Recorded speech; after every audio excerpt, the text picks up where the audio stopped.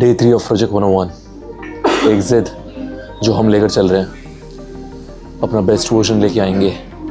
आज back day and the hustle the grind keeps going on like every day. Let's go. Starting of with the rack pools. सबसे best variation लगता है जो मेरे को lower back के लिए। मैंने प्रोजेक्ट 101 बहुत ही ज़्यादा एकदम ज़ोरों शोरों में स्टार्ट किया है, बट कल रात को मैं बहुत नर्वस हो रहा था that what if I don't achieve it, that what if I fail. I was scared of the failure. then ना मुझे एक बात अंदर से हिट हुई। ऐसे ही जब मैं अपनी स्टोरीज पोस्ट कर रहा था, I was just trying to look for a content, for a relative content. उस टाइम पे ना मैंने कुछ स्टोरीज ऐसी देखी जहाँ पे कुछ लोग ऐसे पार्टीज़ कर रहे थे, फ्लेक्स कर रहे थे। तब ना मेरा दिमाग स्पार्क हुआ कि यार भाई, अगर वो लोग पार्टीज़ फ्लेक्स कर सकते हैं, which is also not even good, क्या है, बुरा ही है दारू पीना, नशा करना। तो अगर वो ये चीज़ फ्लेक्स कर सकते थे, मैं तो मेरी हार्डवर्क फ्लेक्स कर रहा हूँ यार, and I can keep it going. Social media ना एक सबसे अच्छा प्लेटफॉर्म है कोई अच्छी चीज़, कोई पॉजिटिव चीज़ को प्रमोट करने का, लेकिन वही एक ऐसा प्लेटफॉर्म है जहाँ पे सबसे ज़्यादा नेगेटिविटी भी मिल सकती है। ये तो अब सीधे सीधे आपके ऊपर है कि आप क्या टारगेट हो, आप क्या चाह रहे हो अपनी लाइफ में। फीड चेंज हो जाती है अगर आप चीज़ें देखना चेंज कर देते हो, राइट। जो लोग इस बात से कनेक्ट कर पा रहे हैं उनको पता है कि मैं किस चीज़ के बारे में बात कर रहा हूँ। So I think you just need to change your feed guys. Positive mindset, positive attitude, इसके बारे में हज़ारों रील्स बनी पड़ी हैं, उन्हें ढूंढो, तब जाके तुम्हारा फीड चेंज होगा। और एक रील सच में बहुत होती है, एक स्टेटमेंट, एक लाइन बहुत होती है तुम्हारे पूरे दिन को खींचने के लिए। एक लाइन बस वो अपने दिमाग में याद रखो। आज सुबह मैंने सिर्फ एक ही लाइन याद रखी, miles to go before I sleep. Straps back day में मेरे बेस्ट फ्रेंड्स हैं ये, और यही मेरे को हैवी लिफ्ट करने में हेल्प करते हैं।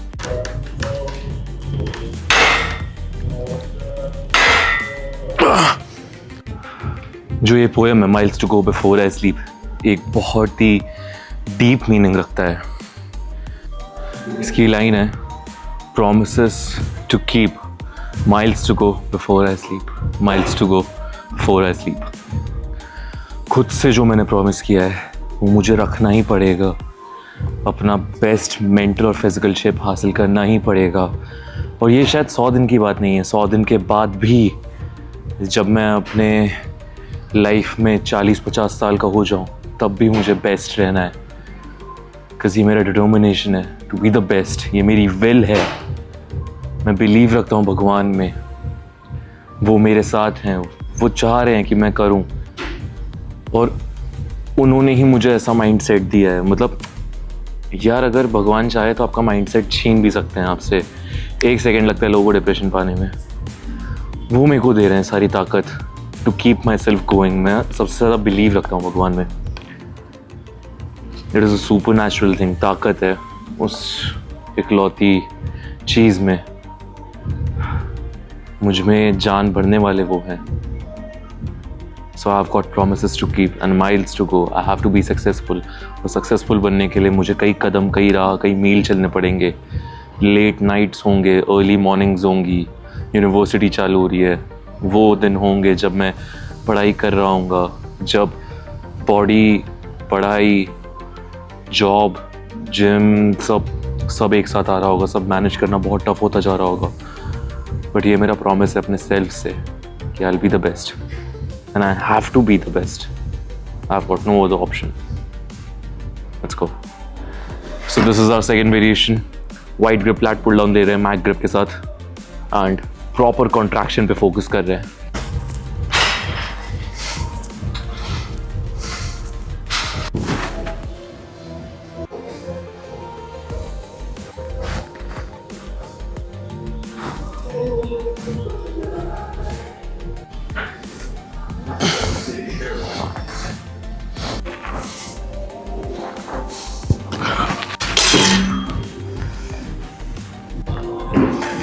अभी तो काउंटडाउन सिर्फ स्टार्ट हुआ है,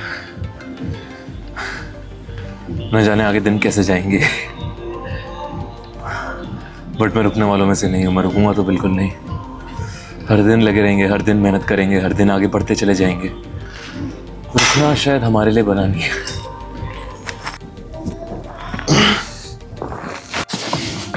single arm cable rowing, let's go.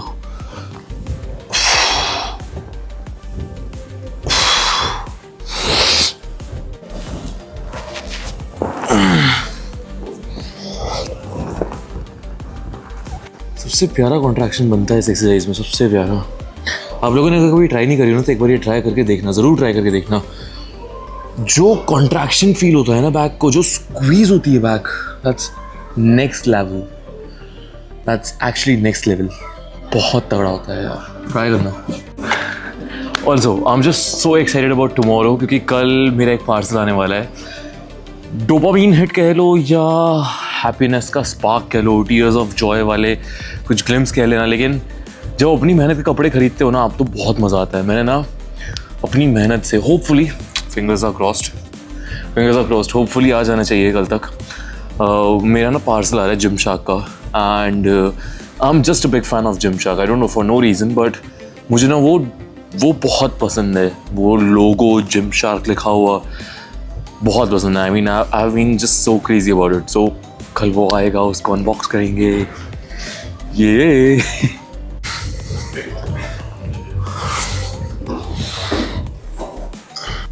Back workout ऐसा होना चाहिए जैसे तुम ना हथौड़े से अपनी बैक को मार रहे हो। मैं ना जब ये सेट कर रहा था, मुझे पता ऐसा लग रहा था कि मेरा एक एक बैक का एक एक मसल ग्रुप ऐसे ना बोल रहा है, भाई मारना बंद कर, बहुत हो गया। सो इतना इंटेंस आपका वर्कआउट एक्चुअली में होना चाहिए, इतना ज़्यादा भी नहीं होना चाहिए। ये एक बेसिक, कैसे समझाऊँ,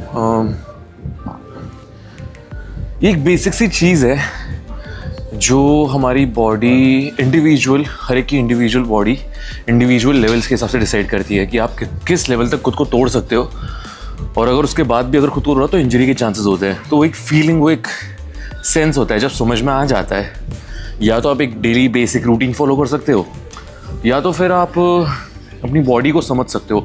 मुझे 5 साल लगे अपनी बॉडी को समझने में कि यार कहाँ तक मुझे वर्कआउट करना चाहिए, और कहाँ पे यहाँ से ज़्यादा अगर मैं पुश करूँगा अपनी लिमिट्स को तो ग्रो करने के बाद मैं टूट भी सकता हूँ, एंड मैं इंजरीज को भी फेस कर सकता हूँ, जो मैंने 2 साल पहले फेस किया भी था। 2 साल पहले मेरे को फ्रैक्चर हो गया था बिकॉज ऑफ हैवी स्क्वाट्स, और बहुत ही ज़्यादा बुरी हालत थी यार। 2 महीने तक, 1.5 महीने तक मैं घर पे बैठा रहा, फैट गेन कर लिया बहुत ज़्यादा। वापस से बैक टू नॉर्मल भी हुए, बट देन उस टाइम पे मुझे समझ में आया कि बॉडी कब आपको एक्चुअली बोल जाती है कि भाई अब बस बहुत हो गया, अगर इससे ज़्यादा पुश करोगे तो टूट जाएंगे। तो वो इंडिविजुअल बॉडी के हिसाब से रहता है कि आपकी बॉडी क्या डिफाइन करती है कि टूटना किस लेवल तक होना चाहिए। Let's do the biceps, and जल्द से जल्द आज के स्टेप्स कंप्लीट कर चुके हैं, घर जाएंगे और बहुत तगड़ा खाना खाएंगे, a good proper meal. Let's go.